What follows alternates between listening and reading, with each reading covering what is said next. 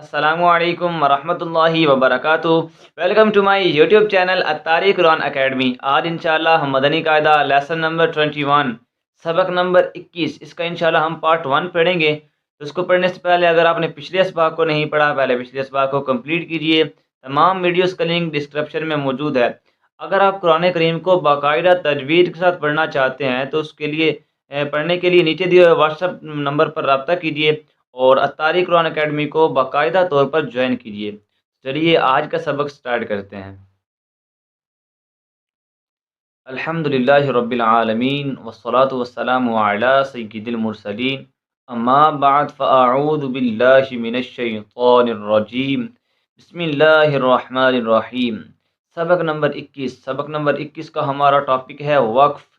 وقف کسے کہتے ہیں، وقف کس طریقے سے کیا جاتا ہے، انشاءاللہ ہم اس سبق میں اسی کے بارے میں پڑھیں گے۔ تو سب سے پہلے دیکھیں آئیے وقف کی ڈیفینیشن کو پڑھتے ہیں، وقف کی جو تعریف ہے اس کو پڑھتے ہیں۔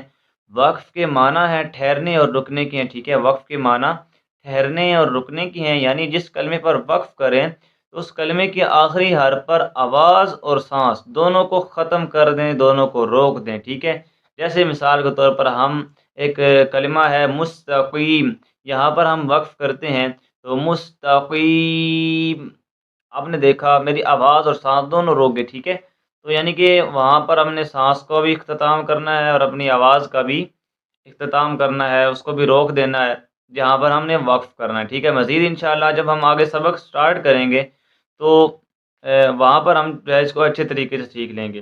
پہلے یعنی کہ یہ بیسک قواعد وغیرہ پڑھائے جا رہے ہیں، لیکن اصل میں اصل پریکٹس جب بھی ہوگی جب ہم یعنی کہ وہ پریکٹیکل کریں گے، جب کلمات کو ہم پڑھ رہے ہوں گے، وقف کر رہے ہوں گے، تو تب ہمیں یہ چیزیں اچھے سے سمجھ میں آ جائیں گی یہاں پر۔ لیکن آپ نے اس کو یاد اچھے طریقے سے کرنا ہے، یہ یاد ہوں گے تبھی وہاں جو ہے آپ یہ اچھے طریقے سے اس کو پڑھ پائیں گے۔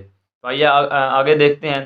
اچھا، کلمے کے آخری حرف پر زبر، زیر پیش، دو زیر دو پیش، کھڑا زبر الٹا پیش ہو تو اس حرف کو وقف میں ساکن کر دیں، ٹھیک ہے۔ یعنی یہ جو چیزیں لکھی ہوئی ہیں یہ اگر جو ہے کلمے کے آخری حرف پر آ جائیں گی، ٹھیک ہے، تو ان صورتوں کے اندر ہم اس کو ساکن کر دیں گے، ٹھیک ہے۔ وقف میں جو آخری حرف ہوگا اسے ہم ساکن کر دیں گے۔ مزید انشاءاللہ جب ہم پڑھیں گے تو یہ قاعدہ اچھے طریقے سے آپ کو سمجھ میں آ جائے گا۔ آگے دیکھیں، کلمے کے آخری حرف پر دو زبر ہو تو انہیں وقف میں الف سے بدل دیں، ٹھیک ہے۔ کیا بتایا جا رہا ہمیں کہ کلمے کے آخری حرف پر اگر دو زبر ہو تو اس کو ہم نے الف سے بدل دینا ہے، ٹھیک ہے۔ کس طرح بدلنا ہے انشاءاللہ جب ہم آگے پڑھیں گے تو مزید اچھے سے سمجھ میں آ جائے گا، لیکن اس کا مطلب یہ نہیں کہ آپ یہ قواعد یاد ہی نہ کریں، ٹھیک ہے۔ یہ قواعد بہت امپورٹنٹ ہے، بہت ضروری ہیں۔ جب ہم ان رولز کو آپ یاد کریں گے تبھی آپ سبق اچھے طریقے سے پڑھ پائیں گے، ٹھیک ہے۔ یہ رولز آپ کو یاد ہوں گے تو جب آپ پڑھ رہے ہوں گے کوئی بھی آگے کلمات جو ہم وقف کے بارے میں پڑھیں گے تو آپ کو آٹومیٹک سمجھ میں آ جائے گا کہ یہ میں نے قاعدہ پڑھا ہے اور یہ یہاں پر لاگو ہو رہا ہے، ٹھیک ہے۔ تو اس وجہ سے ان کو یاد اچھے طریقے سے کرنا ہے۔ آگے دیکھیں، اس کو ہم نے پڑھ لیا۔ اچھا، آگے دیکھیں، کلمے کے آخر میں گول تا ہو، خواہ کوئی بھی حرکت ہو، ٹھیک ہے، یا تنوین، اسے وقف میں ہا ساکن سے بدل دیں گے، ٹھیک ہے۔ یعنی کلمے کے آخر میں گول تا ہو تو آگے یہ بتایا جا رہا ہے اس پر کوئی بھی حرکت ہو تو اس کو ہم ہا سے بدل دیں گے، ٹھیک ہے۔ اس کو ہم تا نہیں پڑھیں گے، بعض لوگ اس کو تا پڑھ رہے ہوتے ہیں لیکن ہم اسے تا نہیں پڑھیں گے بلکہ اس کو ہا سے بدل دیں گے۔ اچھا، آگے دیکھیے، ہا ساکن سے بدل دیں گے۔ آگے دیکھیے، کھڑا زبر حروف مدہ اور ساکن حرف وقف میں تبدیل نہیں ہوتے، ٹھیک ہے۔ یہ چیزیں ہم کافی حد تک پیچھے بھی پڑھ چکے ہیں، ٹھیک ہے۔ پچھلے کلمات کے اندر بھی یہ چیزیں کچھ ہم پڑھ چکے ہیں، لیکن یہاں پر جو ہے یہ سارا تفصیل سے دیا گیا ہے آگے اس سبق کے اندر نا۔ تو یہ جو چیزیں ہیں کھڑا زبر حروف مدہ اور ساکن حروف، یہ وقف میں تبدیل نہیں ہوتے، ان کو وقف کے اندر بھی اسی طریقے سے پڑھا جاتا ہے جیسے وہ ہوتے ہیں، ٹھیک ہے۔ تو جب ہم پڑھیں گے مزید انشاءاللہ وہاں آپ کی پریکٹس اچھے سے ہو جائے گی۔ آگے دیکھیں، مشدد حرف پر وقف کی صورت میں تشدید باقی رکھیں مگر حرکت کو ظاہر نہ ہونے دیں، ٹھیک ہے۔ یہ ساری چیزیں جب ہم یہاں پڑھ رہے ہوں گے تو تب انشاءاللہ ساتھ ساتھ آپ کو میں قواعد سمجھاتا جاؤں گا اور بتاؤں گا کہ یہ ہم نے اوپر یہ ایک رول پڑھا تھا، تو پھر انشاءاللہ آپ کو ان قواعد کی اچھے طریقے سے سمجھ میں آ جائے گی، ٹھیک ہے۔ اچھا، آگے نون کتنی کا قاعدہ ہے کہ نون کتنی کب ہوتا ہے۔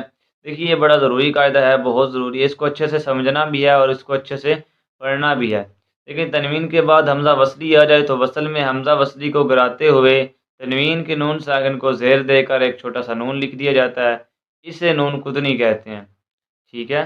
مثال کے طور پر اب ہم یہاں پر دیکھتے ہیں، یہ جو ہے یہ اصل میں یہ جو خی را آپ کو لکھا ہوا نظر آ رہا ہے نا، یہ اصل میں تنوین تھا، را دو زبر رن، ٹھیک ہے، یہاں دو زبریں تھیں، ٹھیک ہے۔ اس کے بعد حمزہ جو ہے یہ حمزہ جو آپ کو لکھا ہوا نظر آ رہا ہے یہ وصلی حمزہ آ گیا، اس وجہ سے ہم نے جو ہے تنوین کو نون ساکن کو زیر دے کر، ٹھیک ہے، یہاں چھوٹا سا نون لکھ دیا، تو اس وجہ سے یہ نون قطنی ہوگا، ٹھیک ہے۔ یعنی کچھ اس طریقے سے قاعدہ ہے، آپ نے اس کا قاعدہ اچھے طریقے سے یاد کرنا ہے، اور آگے اس کے ہجے نکالنے کا طریقہ بھی لکھا ہوا ہے، نون قطنی کے جس طریقے سے ہجے نکالنے ہیں، وہ انشاءاللہ ہم جب آگے سبق شروع کریں گے تب ہم اس کو پڑھ لیں گے۔